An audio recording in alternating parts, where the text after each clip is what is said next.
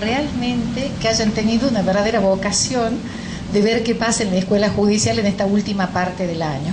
Bueno, lo que vamos a ver hoy es el proceso, o sea, el procedimiento que se sigue en los casos en que se plantean las acciones. ¿Se escucha bien? Entonces yo estoy media sorda. En los casos en que se plantean la acción por prescripción adquisitiva de dominio o usucapión. ¿Por qué lo hemos elegido? Dos palabras. En realidad lo hemos elegido porque en primer lugar es un proceso harto frecuente en nuestra provincia. Es un proceso harto frecuente, ¿por qué? Porque existen digamos que serios problemas dominiales en el sentido de que no hay un sistemático catastro de la provincia y no hay tampoco, ¿no es cierto?, una cultura de la inscripción registral de hijuelas. ¿Cuántas veces a ustedes no les ha pasado, los que trabajan en los juzgados civiles, que a lo mejor, no sé, en el año 2013 alguien cayó a pedir un expediente de los años 90 o de los años 80 porque se dio con que había terminado la sucesión y no habían inscrito las hijuelas? Ustedes tienen que saber que el dominio, si no está inscrito en el registro de la propiedad inmobiliaria, no existe y no es oponible a terceros. Bien, entonces todas estas cosas hacen que además, entre otras cuestiones que tenemos problemas a nivel territorial, exista también la cuestión del saneamiento de títulos a través del proceso de prescripción adquisitiva de dominio. Y como tal, es un proceso que, a pesar de que se lo vea absolutamente simple, porque parece tabulado, todo el mundo sabe que tiene que llevar un plano de mensura, todo el mundo sabe que tiene que llevar todas las boletas que encuentre de impuestos y de servicios, y tiene que decir yo poseo, ofrecer unos cuantos testigos vecinos y ya está. No es tan así. No es tan así porque además este es un medio excepcional de adquisición del dominio. ¿Qué significa? Esto no es el clásico caso que yo veo publicado en el diario, que hay un inmueble para la venta, me reúno con el propietario, le pregunto, ¿usted tiene título? Me dice, yo lo tengo título, tengo inscripto, yo soy el titular, no tiene gravámenes, vamos al escribano, suscribimos una escritura traslativa de dominio, el escribano se encarga de escribirle y se acaba el problema. Eso no es así en el caso de la prescripción adquisitiva. Quien pretende adquirir para sí un inmueble que es titularidad de otra persona, tiene que llevar adelante un procedimiento en el cual debe acreditar lo que la ley de fondo le pide. Esto es, que ha poseído pública, pacífica e ininterrumpidamente por el espacio de 20 años. Y ustedes entonces desgranarán una serie de jurisprudencia que dice, bueno, no es necesario probar año a año, día a día, hora a hora, que uno ha hecho cosas en el inmueble. Todo eso también es verdad porque, claro, de pronto, ante la cuestión demasiado laxa, se pasa exactamente al otro extremo, que es la tremenda exigibilidad, que en algunos casos se vuelve imposible. Se vuelve imposible por razón de las personas, por razón de la ubicación de los inmuebles. No es lo mismo prescribir un inmueble en la calle Rojas y Sarmiento, donde yo puedo tener un montón de personas que dicen yo lo vi cuando lo compró, yo lo vi cuando lo cerré, yo le hice la tapia, que prescribir un inmueble en un paraje lejano, donde los únicos que están allí son los poseedores y raramente va una persona y pasa por ahí. Entonces es difícil, donde a lo mejor no hay agua corriente, a lo mejor no hay luz, a lo mejor, ¿me entienden lo que les digo? Salvo el impuesto inmobiliario, se vuelve difícil la prueba. Sin embargo, les vuelvo a repetir, es un proceso que tiene determinadas aristas que se deben tener en cuenta. ¿Para qué? Para que la sentencia que se dicte sea un título de dominio hábil. ¿Qué significa hábil? Seguro. Un título de dominio que pueda ser oponible a terceros y que eventualmente no dé lugar por la ligereza con que se ha tramitado y se ha resuelto a un planteo de nulidad de aquellas personas que se han considerado con derecho a litigar en ese sentido. Bien, entonces, tenemos que el proceso de adquisición de inmuebles por usucapión, ¿quién es la parte legitimada para hacerlo? Aquellas personas que les vuelvo a repetir, que sin ser los titulares de dominio, tienen la posesión pública, pacífica e ininterrumpida por espacio de 20 años de ese inmueble. Bien, ahora, eso, o sea, el hecho de decirlo de esa forma parece muy simple. Sin embargo, la apertura de la instancia se produce con la demanda. El proceso es ordinario, significa que es el proceso más extenso que tenemos en este momento en el sistema procesal argentino, que se requiere para iniciar la demanda. Para iniciar la demanda o para interponer la demanda se requiere como condición necesaria el plano de mensura. ¿Por qué el plano de mensura? Ustedes piensen que en la mayoría de los casos es muy difícil que se prescriba un inmueble que tiene exactamente las mismas medidas y linderos que lo que nosotros estamos poseyendo. En la mayoría de los casos se prescribe una parte de mayor cantidad. Entonces se necesita graficar la superficie sobre la cual hemos ejercido los actos de posesión.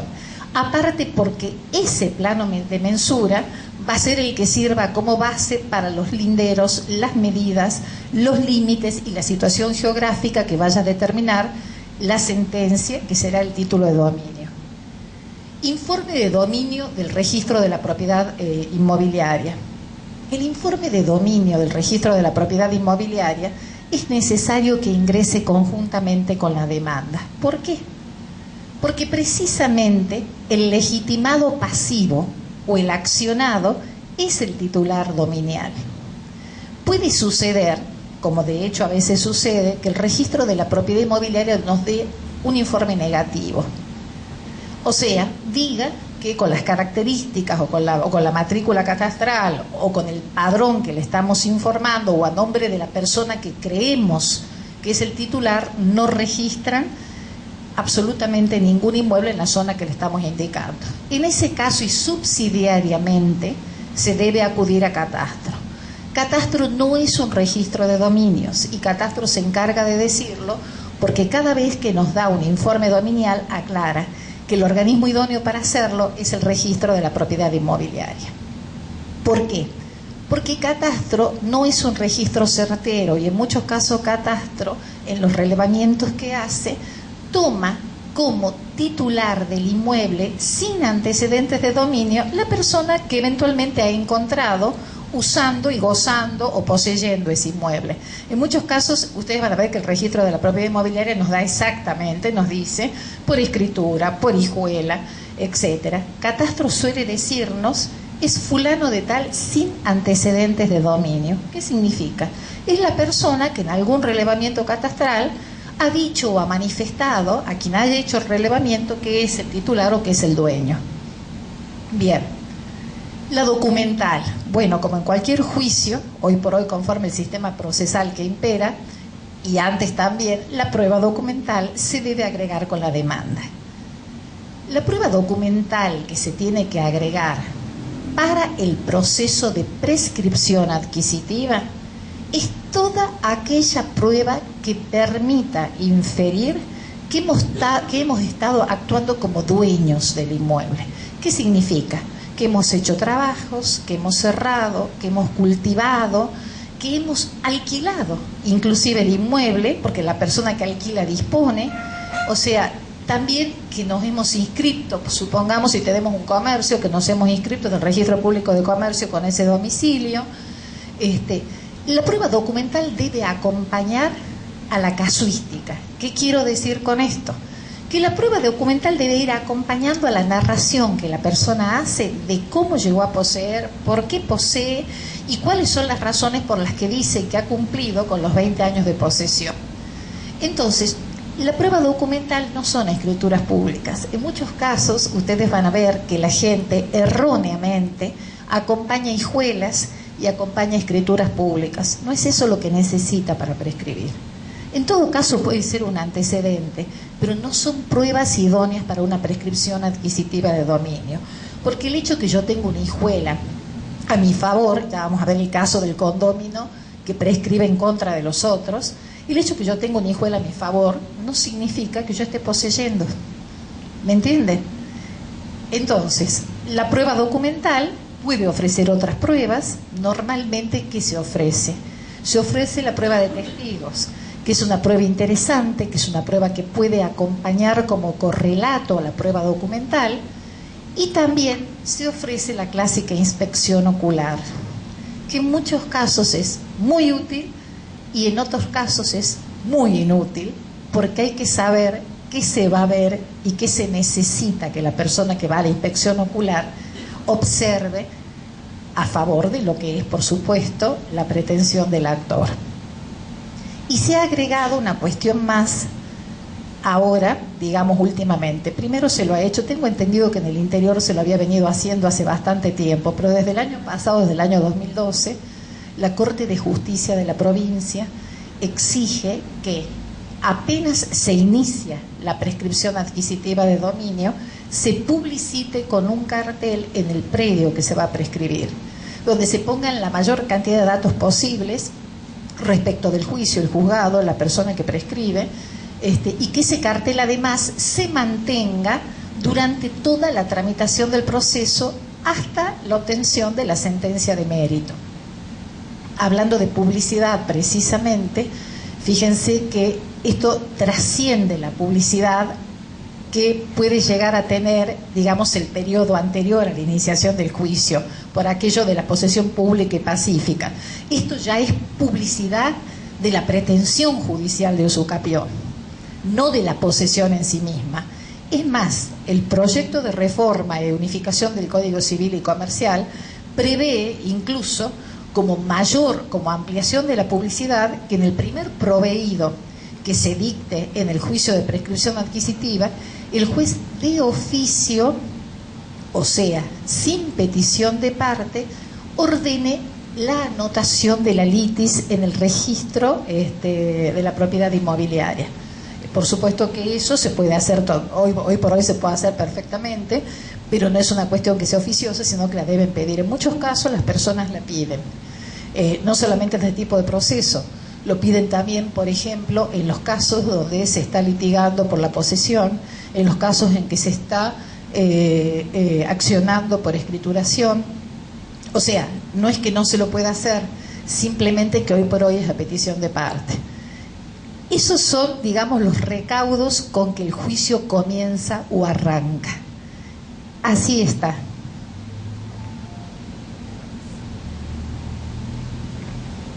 Bien, la estructura de la demanda. Ustedes me van a decir, nosotros somos integrantes del Poder Judicial, no la vamos a hacer, pero la vamos a revisar. Aunque sea en el momento de la audiencia preliminar, la vamos a revisar a la demanda. En primer lugar, la identificación del objeto. ¿Qué significa identificación del objeto?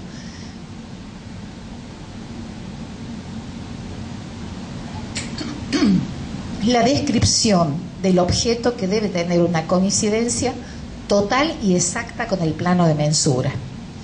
¿Qué significa esto? Que cuando se diga objeto se tiene que decir de qué inmueble se trata, lugar donde se sitúa, distrito, en este caso si es barrio, calle, si es urbano, ¿no es cierto? La descripción por medidas, por linderos, por matrícula catastral, y se debe consignar la matrícula anterior a la que se le ha dado, porque en el caso del plano de mensura, el plano de mensura aprobado por la Administración General de Catastro es un plano de mensura que tiene provisoriedad. ¿Qué significa? El plano de mensura le otorga al inmueble que se acaba de dibujar y de determinar como objeto de la acción de prescripción adquisitiva, le otorga una matrícula provisoria que se conoce como PA, que se llama para prescripción adquisitiva. Esa matrícula PA es la matrícula con la que después se anotará en forma definitiva, pero mientras tanto subsiste la matrícula de origen, que es aquella que tuvo el inmueble antes de que se faccionara el plano de mensura. Todos esos datos los debe contener la demanda en el objeto, que quede absolutamente claro, concreto, preciso, completo. Luego, los hechos. En los hechos, en la narración de los hechos, la persona debe narrar exactamente lo que puede probar. O sea, ustedes han visto que hay veces que la gente evita decir cómo llegó a poseer el inmueble. Ustedes dicen poseo, comienzan diciendo poseo el inmueble desde el año tanto. Bueno, bárbaro. Quiere decir que lo encontró solo y no había nadie allí, entonces se afincó en un lugar que encontró solitario, que nadie lo molestó, y entonces comenzó a tratar a ese lugar como si fuera propio. Pero también puede decir que ese inmueble fue poseído por sus antepasados o por una persona con anterioridad, que esa persona ya ejerció la posesión pacífica, pública e ininterrumpida, y que nosotros somos los continuadores, o sea, yo actor de la acción, que yo soy el continuador de esa posesión y que yo sumo la posesión de mi antecesor a la mía. Se puede dar de dos formas. Efectivamente sí se puede dar. Se puede dar a título particular o a título universal. Yo soy sucesor a título universal en el caso en que yo tenga vocación hereditaria con respecto al poseedor. Entonces, ¿qué pasa? A mí se me transmite al momento de la muerte todos los derechos, todo lo que poseía, lo que debía, etcétera, etcétera. Y con ello se me transmite la posesión de ese inmueble. Y yo de esa forma, acreditando que soy heredero, acreditando la posesión anterior, puedo yo sumar la mía y obtener, aunque yo no tenga los 20 años, con la sumatoria de ambas posesiones, puedo obtener el plazo, o sea, puedo redondear el plazo para la adquisición del dominio por usucapión. Pero también puedo decir que yo he recibido como cesionario, y también en este caso hay un acto jurídico, que es el que tiene que determinar la accesión. Yo digo, a mí me cedió fulano de tal, ese fulano de tal poseía pacífica, pública y ininterrumpidamente, él criaba ganado, él hizo la casa, por eso es tan antigua, él plantó todos los viñedos, etcétera, etcétera, y me cedió a mí, y yo continúo esta posesión y yo termino o concluyo ese periodo de 20 años. En ambos casos, en ambas situaciones, hay un acto jurídico que hay que acreditar. Cuando uno quiere sumar la posesión propia a la anterior. En el caso de la sucesión universal, les vuelvo a repetir, es acreditar la calidad de heredero. Y en el caso del sucesor particular, acreditar en virtud de qué contrato, que en este caso siempre es el mismo, en una cesión de acciones y derechos, acreditar la existencia de ese contrato. Y por supuesto, al momento de probar la posesión anterior y probar la mía propia. No puede haber interrupción. Tienen que ser exactamente una a continuación de la otra cuando se invoca la accesión de posesiones. Por supuesto que se la puede invocar o no. O sea, yo puedo heredar, puede haber un poseedor anterior, pero yo puedo hacer también mis propios 20 años de posesión. ¿Me entienden? O sea, es voluntario. No es necesario invocar cuando uno ha cumplido su propia posesión pública, pacífica e interrumpida. Pero en la mayoría de los casos, especialmente se da mucho en los emprendimientos agrícolas, que las empresas que compran grandes extensiones, cuando compran los derechos y acciones e inmediatamente inician la prescripción adquisitiva de dominio, invocando la posesión del antecesor. Ese es el caso donde se debe acreditar no solamente la posesión anterior con las calidades requeridas para la prescripción adquisitiva, sino que además se debe acreditar el acto jurídico a través del cual he accedido, o sea, unimos la posesión anterior con la actual. Y finalmente vienen los casos posiblemente más complejos y en los que más puede existir la posibilidad de que una acción no prospere. Y es el caso de la interversión del título. ¿Qué significa esto? Aquella persona que dice, yo soy copropietario o yo soy coheredero. Pero eso sí, yo toda la vida viví, desde que la compramos o desde que la heredamos a la casa, yo viví toda la vida, yo le hice las mejoras, yo le hice baño, yo le instalé el gas natural, yo cerré porque no tenía cerco perimetral, yo pagué los impuestos. Sí, es verdad, pero se supone que todos esos actos son actos propios de una persona que es copropietario y coposeedor, porque el que posee por los coposeedores, aunque sea, no es cierto, aunque sea actos personales, si no ha exteriorizado su voluntad de excluirlos. ¿Qué significa esto? Que además de acreditar, a lo mejor recibimos una causa preciosa con 20 años de impuestos, con albañiles que digan nosotros volteamos un baño antiguo, hicimos baño nuevo, con un gasista que venga y diga esta señora hace 15 años me pidió que yo le instalara el gas natural. Sí, todo perfecto, pero ¿en qué momento yo los excluí a los demás haciendo todo eso? Tengo que demostrarlo, porque el comienzo de la posesión útil para prescribir es precisamente el momento en que yo excluí a los demás coposeedores de esa posesión. Les leo 2 articulitos del Código Civil que son muy demostrativos de esto.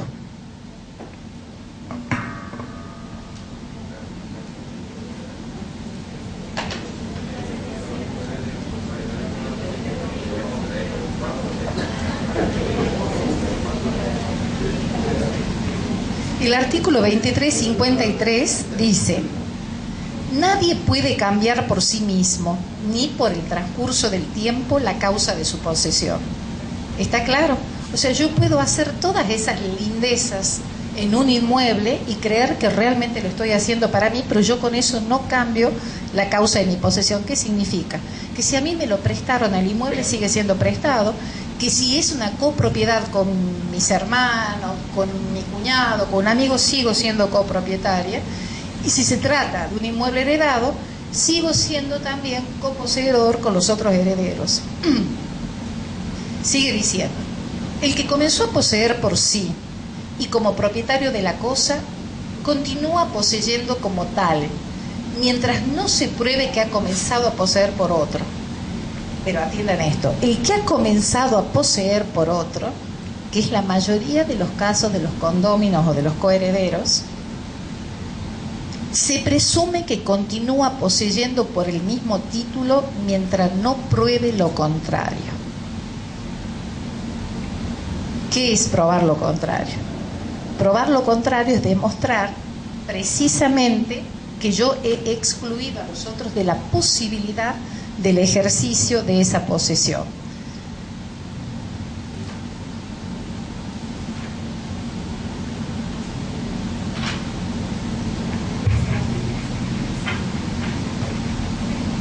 El 2458 dice, esto es, digamos, como la otra parte, como la otra campana, dice: se pierde la posesión cuando el que tiene la cosa a nombre del poseedor manifiesta por actos exteriores la intención de privar al poseedor de disponer de la cosa y cuando sus actos producen ese efecto.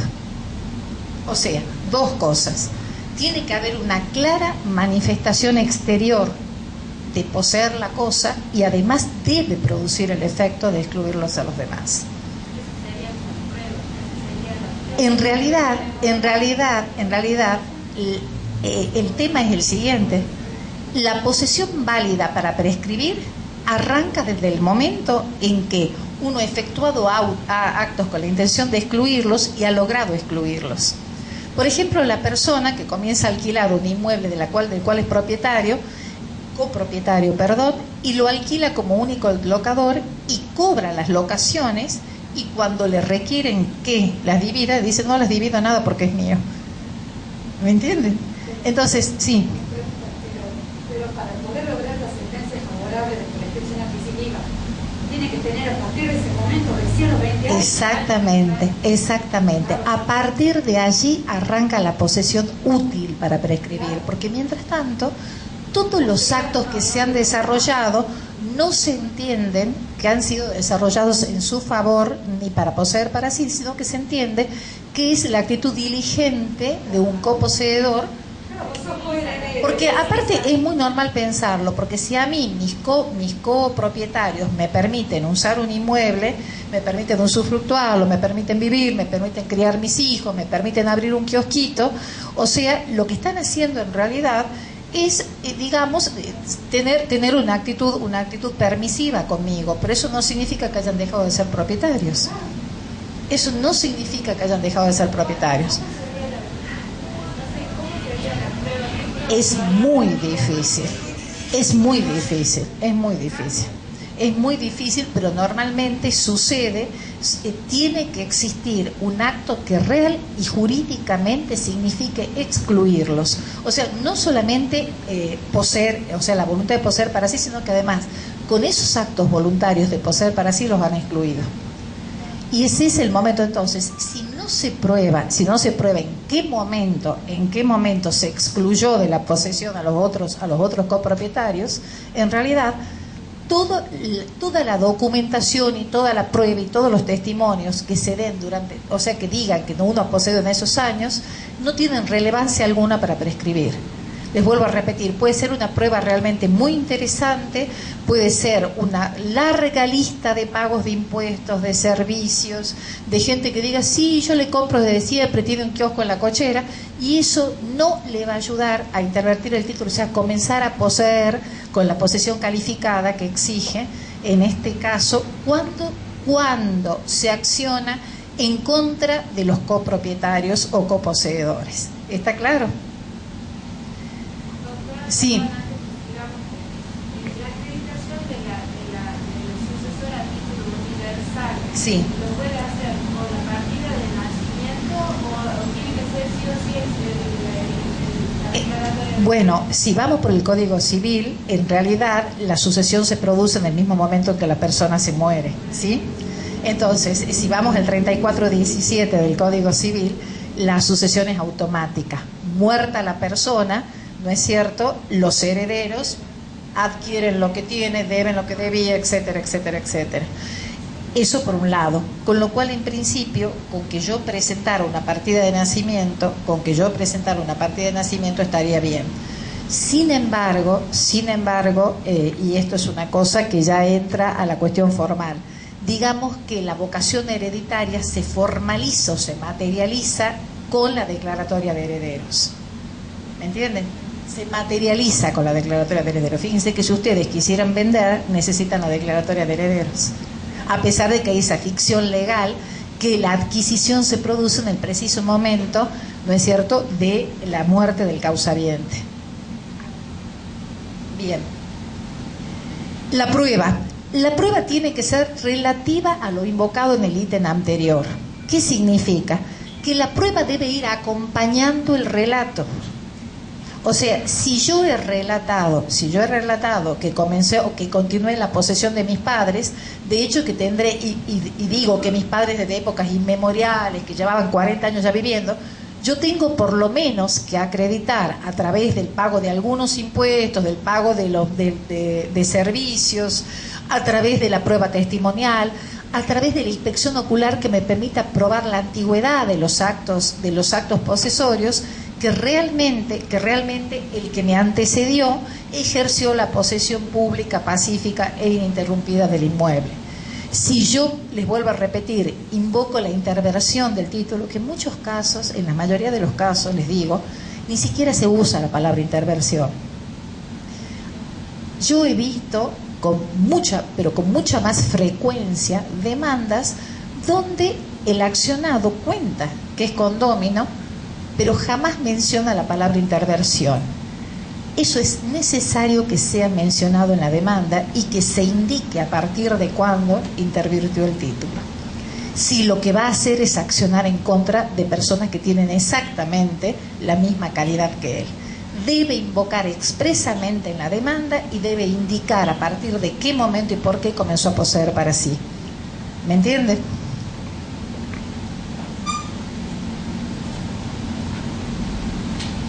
Bien, este es otro temita bastante interesante y que a los abogados los hace que se enojen mucho porque dice, he perdido más tiempo en trabar la litis que en hacer la prueba. Efectivamente, la correcta traba de la litis. La correcta traba de la litis se puede dar, ojalá que así fuera, con demandados identificados, se puede dar con ausentes, y también con propietarios desconocidos. Los demandados identificados son aquellos con nombre y apellido. Estos demandados identificados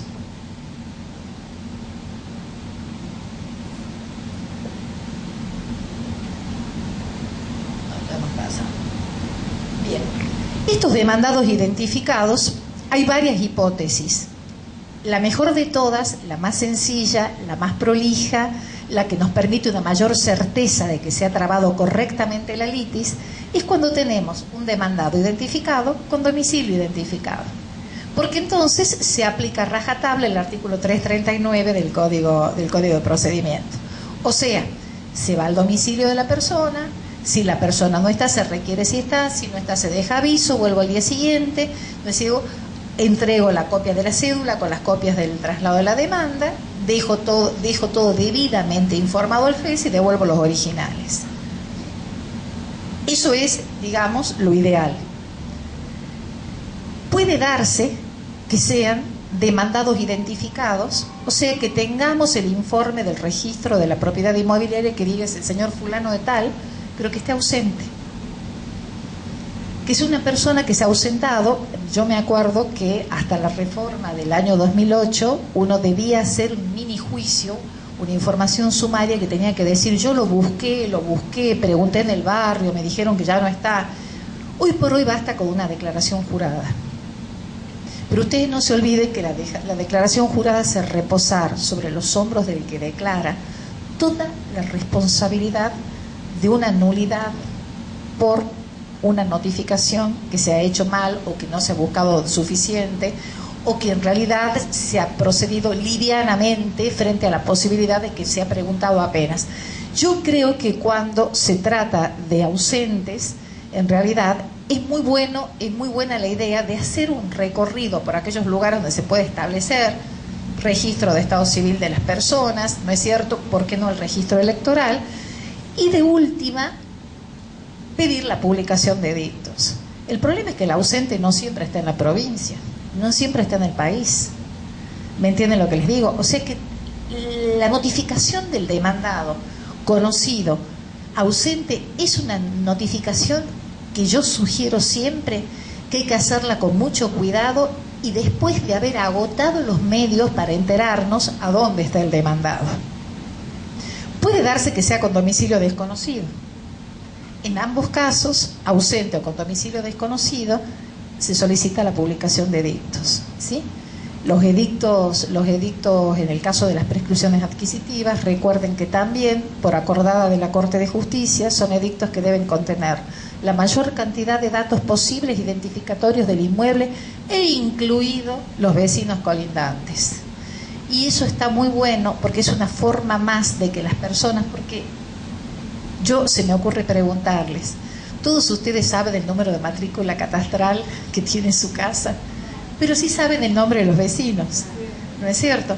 Entonces es una forma más, esto todos son procedimientos que tienden a que la buena fe, por decirles de alguna manera, campeen todo un procedimiento donde tal luego, en este caso concretamente, o sea, de alguna forma puede incursionarse en la violación del derecho de defensa de una persona que tiene todo el derecho del mundo a presentarse y defenderse en juicio. El siguiente caso es el caso de los demandados fallecidos. ¿Qué pasa con los demandados fallecidos? Enhorabuena si está abierta la sucesión, porque entonces libramos un oficio al registro de juicios universales. El registro de juicios universales nos dice en qué juzgado se encuentra la sucesión. Entonces nosotros libramos un oficio al juzgado y preguntamos quiénes son las personas presentadas a juicio y sus domicilios y corremos traslado a esas personas, con lo cual habríamos cubierto de una manera bastante certera la cuestión del traslado de demanda a las personas concretas a quienes les corresponde defender los intereses, en este caso, ¿no es cierto?, de la persona fallecida. Y finalmente está el caso de los propietarios desconocidos, que es cuando yo les digo que se dice en el informe pertenece a Nora Jaliles sin antecedentes de dominio. Eso es un típico caso de propietarios desconocidos, porque si no tiene antecedentes de dominio significa que esa persona no es titular registral por instrumento público, que es la única forma de adquirir la titularidad de dominio de un inmueble. Entonces, en ese caso también se tiene que acudir a la notificación por edictos. Entonces tenemos, en este caso, que tanto en los ausentes como en los domicilios desconocidos, en los fallecidos en algunos casos también, cuando no está abierta la sucesión, porque no estamos obligados a abrirla, no somos acreedores, así que no estamos legitimados para abrir una sucesión, fallecidos y propietarios desconocidos. En esos casos la sugerencia es siempre que se trate, ¿no es cierto?, de buscar en los registros posibles los últimos datos de la persona a la cual se tiene que notificar. Y si no, acudir a la publicación de edictos de la forma que lo prevé el Código y que lo prevén las acordadas.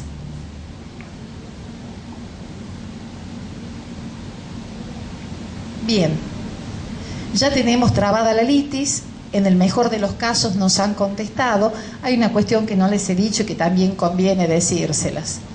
En el caso, me vuelvo un poquito atrás, porque acá viene la actuación. En el caso de los demandados identificados, ausentes, con domicilio desconocido, y en el caso de los propietarios desconocidos, normalmente, una vez que se ha publicado edictos y se ha cumplido el plazo que se le da al demandado para que se presente al juicio, no para contestar demanda, el plazo del edicto es un plazo para que comparezca a estar a derecho, que fije domicilio procesal, y una vez que fija domicilio procesal, recién se le corre el traslado de demanda por el tiempo que indica la ley. En todos estos casos, tanto en ausentes con domicilio desconocido como con propietarios desconocidos, o sea, ¿quién reemplaza la actividad del demandado? La reemplaza el Ministerio Público. La reemplaza el Ministerio Público. ¿Cuál es la actividad que le toca al Ministerio Público? El Ministerio Público, hay quienes se inclinan por decir, controla la legalidad del proceso. Sí, efectivamente, controla la legalidad del proceso. Pero no solamente controla la legalidad del proceso, como no tiene instrucciones, ¿qué es lo que no puede hacer? No puede ejercitar la actividad probatoria, por aquello de que no puede cargar ni puede hacer cargar a una persona que no le ha dado instrucciones con las costas de un proceso. Pero sí puede objetar, sí puede impugnar, ¿no es cierto? Sí puede, de alguna forma, mantener, digamos, la actividad normal de una persona que se presenta en representación de un ausente y que se dedica, ¿no es cierto?, a controlar la prueba y también a controlar la legalidad del proceso. El Ministerio Público en muchos casos es muy útil por la sencilla razón de que el Ministerio Público, al contestar demanda, y más que todo en estos últimos años, hemos observado con beneplácito de que tiene un compromiso muy importante con los ausentes o con las personas desconocidas, porque es absolutamente minucioso en el análisis de la cuestión fáctica y de la prueba. Igualmente en el caso de los alegatos, donde, digamos, que da su opinión si realmente hay mérito para que se dicte una sentencia a favor de aquel que pretende usucapiar. Producción de la prueba. Yo digo la prueba útil, porque se puede producir muchísima prueba. De ahí a que la prueba sea útil con la finalidad de adquirir el dominio por usucapión es otra cosa. Normalmente, la testimonial. La testimonial, digamos, que es la reina de las pruebas, porque la gente lo primero que piensa y dice, a mí todo el mundo me ve lo que hago, a mí me han visto construir, me crió desde chico. Bien por la testimonial, incorporemos la testimonial. La observación directa. ¿Qué mejor que la prueba de observación directa, que es la única oportunidad que tiene el juez civil de ir hasta el lugar del hecho y presenciar si realmente lo que le dicen es cierto? La documental, como les dije, la documental no se tiene que referir ni a títulos de dominios, ni a hijuelas hereditarias, etcétera, etcétera. Se tiene que referir exactamente a esa actividad que ha señalado como la actividad que ha ejercitado a título de dueño, pacífica, pública e ininterrumpidamente por espacio de 20 años. Y finalmente el plano de mensura. El plano de mensura no es una prueba, a pesar de que en muchas demandas se lo incluye al plano de mensura en el capítulo de prueba. No es una prueba, ¿por qué? Porque es un requisito formal para la interposición de la demanda. No obstante ello, la jurisprudencia y la doctrina son bastante pacíficas en sostener que cuando una persona ha hecho un plano de mensura en el año 92 e inicia la demanda del 2004, fíjense lo que les voy a decir. Hasta hay autores que consideran que con ese plano de mensura intervirtió el título. Porque ese plano de mensura, que lo inscribe en un organismo como Catastro, es más que evidente y pública, ¿no es cierto?, la voluntad de adquirir el dominio del inmueble sobre el que se ha hecho el plano de mensura. Entonces, fíjense, en el único caso entonces en que podemos considerarlo como un elemento de mérito y probatorio es precisamente cuando el plano de mensura tiene una antigüedad suficiente que nos permite suponer que la voluntad estaba muchos años atrás de iniciar la acción. ¿Cómo tienen que ser, por ejemplo, la prueba documental? Nosotros hablamos generalmente de que la documental no debe ser estrictamente año a año, minuto a minuto, día a día. La documental, llámese las boletas de pago de impuesto inmobiliario, las boletas de pago de los cánones de agua, de luz, de gas, pero deben cubrir satisfactoriamente el periodo en el cual se dice que se ha prescrito. Deben cubrirlo satisfactoriamente. ¿Qué quiere decir? Que temporalmente deben ser actos que tienen, digamos, una cadencia temporal que permita suponer que esa persona durante todo ese tiempo ha estado ejercitando acciones posesorias en ese inmueble. Por ejemplo, si yo he pagado el impuesto inmobiliario en el año 1992 y lo volví a pagar todo junto con una moratoria en el 2009, un año antes de interponer la demanda, esos pagos del impuesto inmobiliario no me sirven. No me sirve porque esta última tanda se considera prueba preconstituida. ¿Qué significa? Prueba que se hizo o cosas o acciones que se hicieron pura y exclusivamente con la intención de interponer la demanda. No tiene ningún valor. Lo que no pagaron hasta el momento o hasta el año antes o hasta los 2 años antes de la interposición de la demanda, no lo paguen todo por junto, porque les aclaro que opera exactamente el efecto contrario. Entonces, en el caso de la prueba documental es así, o sea, la prueba debe acompañar de alguna forma, aunque no sea anual ni mensual, pero debe cubrir suficientemente el periodo por el cual se dijo que se prescribió. La testimonial debe responder al relato de los hechos. El testigo, hay que prepararlo, como dicen los abogados, el testigo debe responder al relato de los hechos. Uno debe leer el relato de la demanda y debe encontrar corroboro en los dichos de los testigos. Si en la demanda se dijo que yo me crié, que mis padres poseyeron antes y antes mis abuelos, los testigos no pueden tener 19 años, chicos. Tienen que ser viejos, ¿me entienden? Tienen que ser viejos, tienen que ser gente grande que pueda decir, es verdad, yo lo conocí al abuelo de él y después tuvieron los padres, ¿me entienden lo que les digo? O por lo menos los padres ya vivían ahí, sé que los abuelos también. Hasta eso hay que pensar. O sea, que un testigo demasiado joven no nos sirve para probar cuando contamos una historia muy antigua. Luego, la observación directa. La observación directa debe tener directa relación con lo que se narró y con lo que los testigos dijeron. Si los testigos dijeron, ahí había una casa de adobe, y después se la mejoró, se le agregaron piezas que son de material cocido, en la inspección ocular debe quedar constancia de que hay una construcción antigua a la cual se le anexó después una construcción más moderna.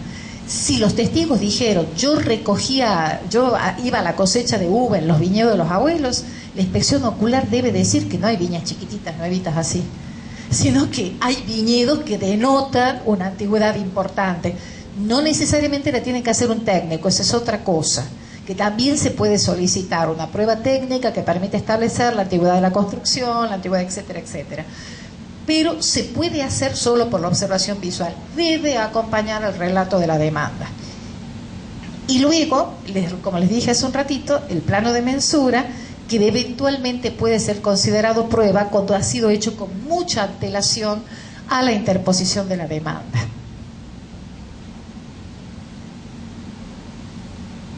La sentencia. La sentencia. En lo sustancial, la sentencia debe hacer la valoración para luego decidir sobre la prueba compuesta. Esa es una exigencia inexorable. El juez debe hablar de la prueba compuesta. ¿Por qué debe hablar de la prueba compuesta? Porque hay una expresa prohibición legal de resolver solamente con la prueba testimonial. Lo dice expresamente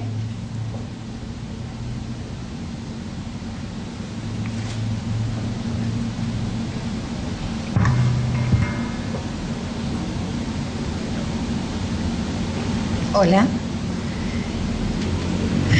Lo dice expresamente la ley 14.159, que en su artículo 24 y 25 prácticamente es la que fija definitivamente el procedimiento para llevar adelante el proceso de usucapión. Y dice, se admitirá en su inciso C, el artículo 24, se admitirá toda clase de prueba, pero el fallo no podrá basarse exclusivamente en la prueba testimonial. Será especialmente considerado el pago por parte del poseedor de impuestos o tasas que graven el inmueble, aunque los recibos no figuren a nombre de quien invoca la posesión. Efectivamente, esto es una modificación introducida con posterioridad en la ley, porque la ley era sumamente dura y podríamos decir que la ley había creado un sistema legal por el que nadie podía adquirir por prescripción adquisitiva, porque exigía el pago de todos los impuestos durante los 20 años y exigía que además esos impuestos estuvieran a nombre de la persona que intentaba adquirir a través de la posesión 20añal. Ninguna de las dos cosas es posible, o por lo menos es casi posible, porque es muy difícil, salvo realmente una persona que tenga una vocación de archivólogo increíble, que guarde mes a mes, año a año, durante 20 años sus boletas. Aparte porque hay una razón muy simple, hasta es una razón de utilidad. O sea, ¿para qué tener una boleta de impuestos después del periodo de prescripción? Pero ¿qué pasa? En el caso concreto es necesario, cuando la finalidad es, ¿no es cierto?, prescribir, guardar las boletas antiguas porque son de suma utilidad. Entonces dice, serán especialmente considerados. ¿Por qué? Porque el impuesto inmobiliario es un impuesto que grava al propietario. Entonces, nada más cerca de la voluntad de ser propietario que pagar el impuesto inmobiliario. ¿Me entienden? Entonces, el impuesto inmobiliario es una prueba muy preciada, el pago del impuesto inmobiliario. También lo son los servicios, ¿pero por qué? Porque los servicios dan prueba de la continuidad en la ocupación. Si ustedes dicen que ustedes viven desde hace 20 años en la casa, no puede ser que tengan las boletas de luz recién desde hace 2 años atrás. ¿Me entienden? Porque se supone que es un servicio necesario. Igualmente sucede con el agua. Entonces, son especialmente valorados las boletas de pago de los impuestos y de los servicios, porque son las que mayor afianzan la convicción del juez de que ha habido una posesión continua. ¿No es cierto? Pacífica e ininterrumpida por el tiempo que marca la ley. Luego, dice, valoración y decisión sobre la prueba compuesta. Entonces el juez debe merituar todo esto y debe decir, bueno, esta prueba, este plexo probatorio compuesto me permite a mí decir que esto que el señor fulano de tal dijo en la demanda está corroborado porque lo dijeron los testigos, porque lo vio el tribunal en la inspección ocular y porque además dan prueba de ello los servicios y los impuestos que ha pagado durante todos estos años. Esta es la prueba idónea, esta es la prueba específica que se requiere para el caso, y les vuelvo a repetir, y si además invocó la accesión de posesiones o invocó la interversión del título, debe estar perfectamente probada. O sea, es un plus que se le agrega. Esto estamos hablando pura y exclusivamente cuando la persona dice yo entré a poseer, pero si invoca la accesión de posesiones y si invoca la interversión, es un plus de prueba que puede determinar el fracaso de la acción si no está debidamente acreditado. Así tenga las boletas de impuestos, así tenga los testigos, etcétera, etcétera. Lo instrumental. La sentencia de prescripción adquisitiva es un título de dominio. No se olviden que el artículo 2524 dice claramente que uno de los modos de adquirir el dominio es a través de la prescripción. Y ustedes saben que la adquisición del dominio es instrumental. O sea, el dominio se adquiere, y el dominio se adquiere cuando se produce la adquisición a través de un título que tenga todas las condiciones hábiles para la adquisición del dominio. Entonces, es un título instrumental, con lo cual debe reunir las características que tiene un título instrumental. O sea, debe decir y describir exactamente el inmueble que se pretende prescribir con todas sus características, debe decir cuál es el antecedente de dominio. En este caso, el antecedente de dominio que contienen las escrituras públicas son precisamente los considerandos de la sentencia. Y finalmente debe, en la parte concreta, resolutiva, debe decir con exactitud cuál es el inmueble con todas sus características que se pretende prescribir. O sea, que sea prescripto, mejor dicho. Debe estar exactamente descripto el inmueble. Es más, la sentencia es una sentencia declarativa, porque eso lo dice también la ley, pero además es constitutiva de Estado. ¿Por qué?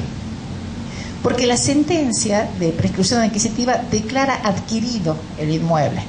Pero además, para que sea efectivizada la adquisición del inmueble, no solamente debe decir el inmueble, ¿no es cierto?, descripto en la mensura tal, número tal, archivo tal, ¿no es cierto?, que tiene tal matrícula de origen, que tiene tal matrícula PEA, sino que además debe ordenar a los organismos, tanto a Catastro como al Registro de la Propiedad Inmobiliaria, debe ordenar la cancelación de la matrícula del folio anterior, o sea, de la titularidad anterior, debe ordenarla la cancelación y debe ordenar inscribir este nuevo titular de dominio. Es la única forma que la sentencia de prescripción adquisitiva pueda ser útil para la adquisición del dominio, porque no se olviden ustedes que la sentencia dictada y no inscripta no le sirve a nadie, ni es oponible a terceros, ¿sí?